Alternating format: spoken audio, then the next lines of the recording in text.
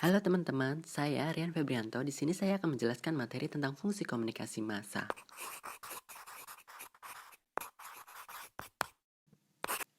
Fungsi komunikasi massa. Salah satu institusi sosial yang sangat penting dalam kehidupan manusia dewasa ini adalah keberadaan media massa. Media massa melayani kebutuhan hidup manusia modern, baik yang berkaitan dengan pemenuhan layanan informasi maupun menyangkut hiburan. Media massa juga dimanfaatkan manusia untuk meningkatkan kualitas hidupnya sebagai sumber pengetahuan yang penting.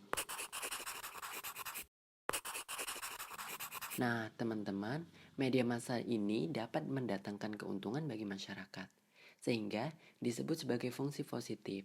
Tetapi bisa juga berfungsi negatif atau difungsi yang dapat mengakibatkan hal-hal yang tidak diinginkan. Menurut Dominic, fungsi dan kegunaan komunikasi massa dapat dilihat dalam dua lingkup utama, yakni satu, analisis makro, wide angle lens, yang melihat komunikasi massa dalam sudut pandang yang luas. 2.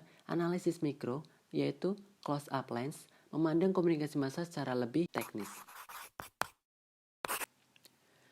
Harold D. Laswell 1948 mengidentifikasi fungsi dasar komunikasi, yakni pengawasan lingkungan, pertalian atau korelasi bagian-bagian masyarakat dalam memberikan respon terhadap lingkungannya, dan transmisi warisan budaya. Bagi kalian yang bertanya-tanya tentang fungsi komunikasi massa bagi masyarakat, yaitu pertama ada sebagai informasi, yaitu menyediakan informasi tentang peristiwa dan kondisi dalam masyarakat dan dunia.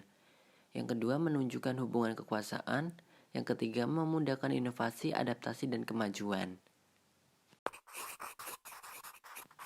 Yang kedua, ada korelasi, yaitu menjelaskan, menafsirkan, mengomentari makna peristiwa dan informasi.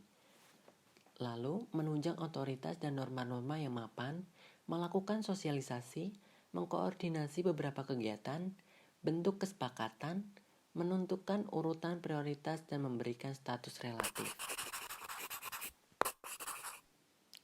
3. Kesinambungan. Mengekspresikan budaya dominan dan mengakui keberadaan kebudayaan khusus atau subkultur serta perkembangan budaya baru, meningkatkan dan melestarikan nilai-nilai. 4. Hiburan. Menyediakan hiburan, pengalihan perhatian, dan sarana relaksasi, meredakan ketegangan sosial. 5. Mobilisasi. Mengampanyekan tujuan masyarakat dalam bidang politik, perang, pembangunan ekonomi, pekerjaan, dan kadang juga dalam bidang agama.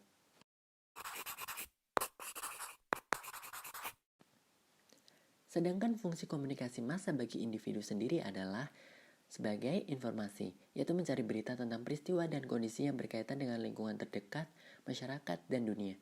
Mencari bimbingan berbagai masalah praktis, pendapat, dan hal yang berkaitan dengan penentuan pilihan. Memuaskan rasa ingin tahu dan minat umum, belajar, pendidikan diri sendiri, memperoleh rasa damai melalui penambahan pengetahuan. B. Identitas pribadi, yaitu menemukan penunjang nilai-nilai pribadi, menemukan model perilaku, mengidentifikasikan diri dengan nilai-nilai lain dalam media, meningkatkan pemahaman tentang diri sendiri. C.